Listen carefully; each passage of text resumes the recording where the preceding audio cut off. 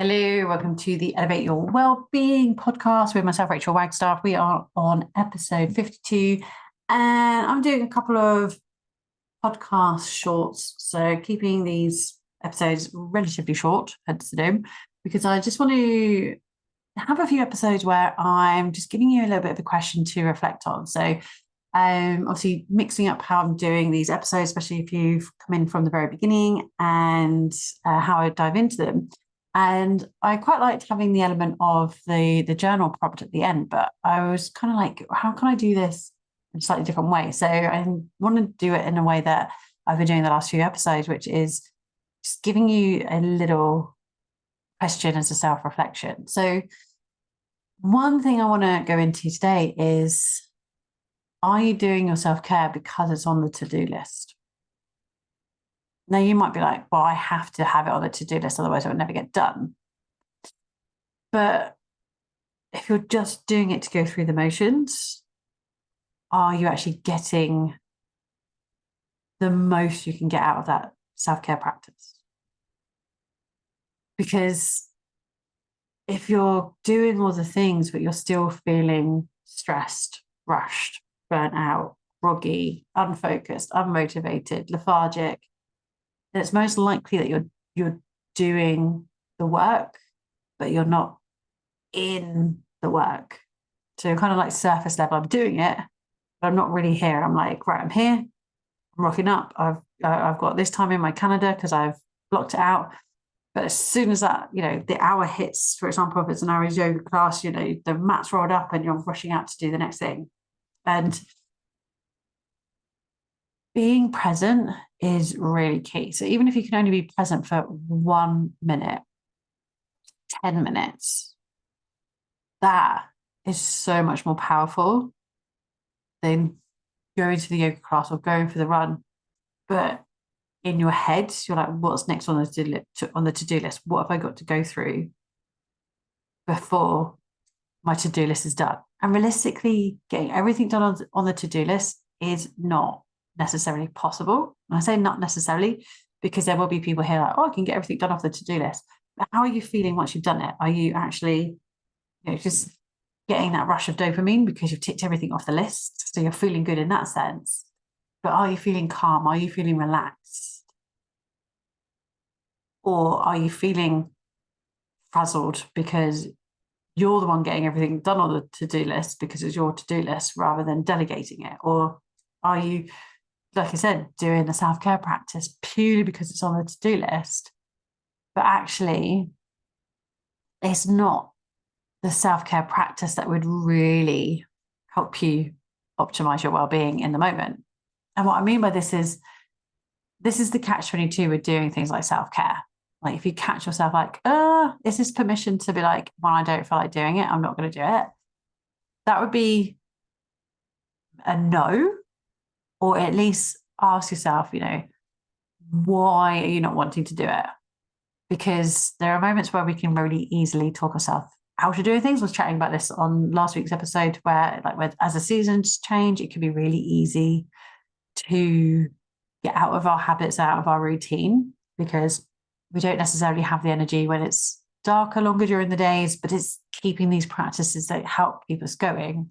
And this is the key thing. If you're just doing all the things and going through the motions, the essence of the more energy you use, the more energy you have. But you've got to be using that energy in the right ways to create more energy. And this is where I misconstrued all this, that sort of meaning, because I heard that from my very first yoga teacher, but I didn't really get the context of it, of I'm using all my energy doing everything, like running around like a mad hatter in my business, and then wondering why I was burnt out. It's because I wasn't putting the energy into the things that actually refuel me to make me feel like my best self. So even though you're doing the self-care, if you're burning out, this could be why. But it's sometimes, like I was chatting to a friend of mine recently, and it was like, she really got it. It was like, yeah, I went to a class because I'd booked on, because I thought that's what I needed to do. And I went because I'd booked on, and, I kept that with myself. But when I came away, I was like, I think it would have been so much nicer to have done what I wanted to do, which was to like curl up with a good book, because that is a form of self-care. But because it's not necessarily movement, we write it off as though we need to be doing something to move our bodies. So there's that fine line of, if something's in the diary, are you doing it just because it's in the diary? Is there something else that you'd really like to do? Is that thing that you would really like to do still a form of self-care, but in a slightly different way? And it's just noticing, like, reflect on how that feels. So you could be like, am I stopping myself from doing this because I really don't want to do it? Or you're trying to talk yourself out of doing it. See how you feel afterwards, because that's a real good key of, okay, this is my mind and my body telling me it's okay to not do it, but then I do it and I feel amazing, versus trying to talk ourselves out of it, doing it, and then getting FOMO for the thing we wish we had done. Or you're like, no, I've got to do it. And then you're almost like numb to how you're feeling. So have a real reflection on, are you doing the thing because it's on the list to do, just to tick it off? So like, yes, I'm achieving my self-care, so I should feel better. And this is where I was chatting about this recently with a few people, of why I moved into coaching. Because as a yoga teacher, I see it all the time that we're doing the outer work, which is amazing. It has its place. But if we're detached from the inner work of that practice, we don't get the full essence of it. And that's where coaching comes in. It's helping you to do the inner work, the self-reflection, the mindfulness, the mindset shifts, the meditation side of it.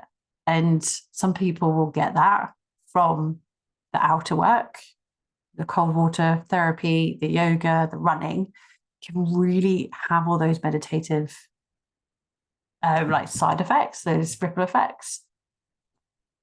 But you only get that when you're really truly 100% present. And I think in the last few years, we've been able to like almost block off certain ways that we're feeling to numb ourselves, because we were out of control of certain things, that we need to do the inner work to reconnect with that essence as well. So for me, I know that's where coaching is really, really powerful, and it can really help support you. So if that's something that you feel that you might be doing, like doing your self-care just to tick it off the to-do list, if you're not sure if you're really present, or if you're doing the outer work but you still feel like something's missing, it's that inner work where we can dive in deeper. Get the support to help you to do that with a coach, whether that's with me or with someone else. It really doesn't matter. I just would love for you to do that inner work.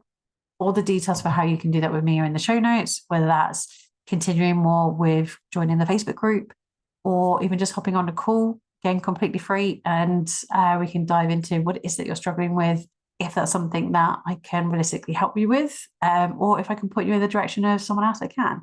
So if that's really calling you, take that action, stop feeling stuck, take that challenge, stop doing things just because they're on the to-do list, and really know that you can change things up and really help to elevate your well-being for what it is that you need to do to take that next step. So have a real think on this, as if that is something you're doing. And then if you would like the support, then I'm here for you. Take the action. All the details to do that are in the show notes.